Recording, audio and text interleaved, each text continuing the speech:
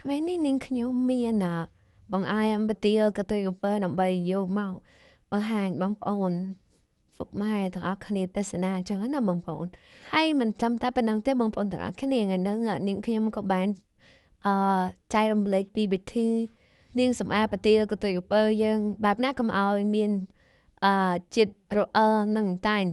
ណាបងប្អូនហើយថ្ងៃនេះដែរនាងខ្ញុំបានប្រើប្រទេសកន្ទុយក្រពើប្រហែលជាខ្ទង់3-4ធាងដែរចឹងណាបងប្អូនហើយប្រទេសកន្ទុយក្រពើនេះដែរនាងខ្ញុំដាំទួយធំប៉ុន្តែដោយសារតែនាងខ្ញុំដាក់ផាមទូចពេកចឹងណាហើយអត់ទាន់បែកវាចូលផាមធំឥឡូវប្រទេសកន្ទុយក្រពើរបស់នាងខ្ញុំបានកាត់ដូចរាល់ហើយបងប្អូនចាចាំតាមដានទស្សនារបស់គ្នាថាវិធីលាងសម្អាតរបស់ខ្ញុំហ្នឹងខ្ញុំដាក់អីគេខ្លះចឹងនៅកុំឲ្យវាមានជារំអិលតាយហ្នឹងចឹងណាមកព្យាយាមដំបងយើងចូលប្រទាលកន្ទុយក្រពើយើងហ្នឹងលាងទឹកចេញឲ្យស្អាតបងប្អូននេះសារតាប្រទាលយើងហ្នឹងពេលយើងកាត់មកវាមានដីជាប់នៅនឹងប្រទាលចឹងណាចឹងយើងលាងទឹកចេញឲ្យស្អាតហើយបន្ទាប់មកយើងយកវាមកកាត់ជាកង់ដើម្បីយើងចិតសម្បកវាស្រួលក្នុងការចិតចឹងណាបងប្អូនបើថាយើងអាចកាត់ក៏បានដែរបងប្អូនយើងអាចចិតសម្បកវាតាំងវែងក៏បានដែរបងប្អូនប៉ុន្តែសម្រាប់នាងខ្ញុំគឺការកាត់កង់បែបហ្នឹងគឺវាស្រួលក្នុងការឲ្យយើងចិតសម្បកវាចឹងណាបងប្អូនវាអត់វែងអស់វែងដល់ខ្លាច់មុតដែកមុតអីចឹងណាបងប្អូនចឹងទៅនាងខ្ញុំកាត់វាជាកង់ចឹងណាបងប្អូនបន្ទាប់មកយើងបន្តចិតវារហូតតទៅអស់ទៅយើងចាប់ផ្ដើមមកលាងទឹកសម្អាតវាចេញចឹងណាបងប្អូនយើងលាងទឹកវាចេញហើយជាមកតាប់អីចឹងណាយើងលាងវាចេញឲ្យស្អាតអស់ហើយបន្ទាប់មកចាំយើងយកវាហ្នឹងមកកាត់ជាលក្ខណៈច្បាមូលណាជាណាទូចសម្រាប់យើងយកវាទៅធ្វើបង្អែមចឹងណាបងប្អូនយើងកាត់វាទូចចឹងទៅកាលណាដែលយើងកាត់វាទូចវាធ្វើឲ្យប្រទាលទុយពើហ្នឹងវាមានជារំអិលកាន់តែច្រើនចឹងណាបងប្អូនចឹងហើយដើម្បីការពារកុំឲ្យវាមានរអិលចឹងយើងប្រើម្សៅឆាណាបងប្អូនម្សៅឆាបងប្អូនដាក់ម្សៅឆាលាងសម្អាតវាច្បល់វាទៅមកយូរទៅជាតិតែរបស់ប្រទាលទុយពើហ្នឹង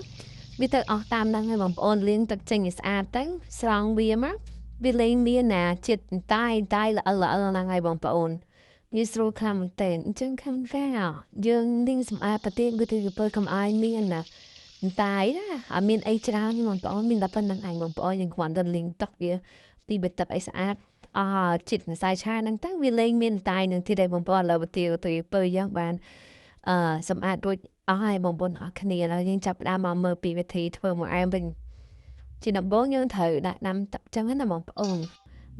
មានខ្ទិះចុងបងប្អូនអាចដាក់ខ្ទិះចុងដាំសិនក៏បានដែរបងប្អូនដែលមានខ្ទិះចុងនេះសារតែនាងខ្ញុំប្រើដូងកំប៉ុងពេលចឹងនាងខ្ញុំក៏ដាំទឹកចឹងហើយបន្ទាប់ពីទឹកយើងពុះយើងដាក់ស្លឹកតើយចូលចឹងថាបងប្អូនហើយចៃដន្យដែរស្លឹកតើយខ្ញុំនេះជាប់បើដាក់ភ្លាមរបូតភ្លាមហ្មងបង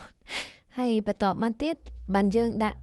ស្រែកាត់ថ្មិញណាហ្នឹងចូលចឹងណាបងប្អូនខ្ញុំមិនសូវស្គាល់ថាហ្នឹងគេហៅតែអីទេបងប្អូនតែខ្ញុំស្គាល់តែអាហ្នឹងគេហៅស្រែកាត់ថ្មិញណាចឹងឯងបងប្អូនអធិស្ឋានផងបងប្អូនស្គាល់ចាំជួយប្រាប់ផងចឹងណាបងប្អូនហើយបន្ទាប់មកទឹកពុះទឹកអីហើយឃើញស្រែហ្នឹងរៀងចិត្តតិចល្មមយើងស្រង់ស្លឹកតើយយើងចេញណាបងប្អូនស្រង់ហើយបន្ទាប់មកយើងដាក់សណ្តែកបាយយើងចូលអញ្ចឹងណាបងប្អូនហើយយើងគ្របវាទៅពេលដែលវាពុះយើងចាប់ផ្ដើមដាក់ប្រទាលកន្ទុយក្រពើយើងចូលអញ្ចឹងណាបន្ទាប់មកទៀតយកគម្របគ្របវាអញ្ចឹងណាបងប្អូនទុកវារហូតដល់វាពុះអញ្ចឹងណាមើលតើពុះរៀងឆ្អិនល្មមហើយយើងចាប់ផ្ដើមមកបង់អំបិលមកចាប់មកចុងស្លាបព្រាបាយអញ្ចឹងណាបងប្អូនដើម្បីចាប់ជាតិផ្អែមហើយបន្ទាប់មកទៀតយើងដាក់ស្ករតាមចំណង់ចំណូលចិត្តបន្ទាប់មកយើងកូរវាសព្វណាបងប្អូនកូរទៅមើលតើសណ្តែកជើងឆ្អិនអស់ហើយយើងចាប់ផ្ដើមចាក់ខ្ទិះដូងយើងចូលអញ្ចឹងណាបងប្អូនហើយខ្ទិះដូងនឹងដាក់បើសិនបងប្អូនមានខ្ទិះដើមមិនខ្ទិះដើមយើងអាចដាក់ពីក្រោយបានអញ្ចឹងណាបងប្អូនដោយសារតែខ្ញុំមានខ្ទិះកំប៉ុងជុំខ្ញុំដាក់ខ្ទិះកំប៉ុងចូលតាមក្រោយអញ្ចឹងណាបងប្អូនហើយតែប៉ុណ្ណឹងរួចជាការស្រេចបងប្អូនយើងកាត់បង្អែមប្រទាលកន្ទុយក្រពើបានអរគុណសម្រាប់ការតាមដានទស្សនា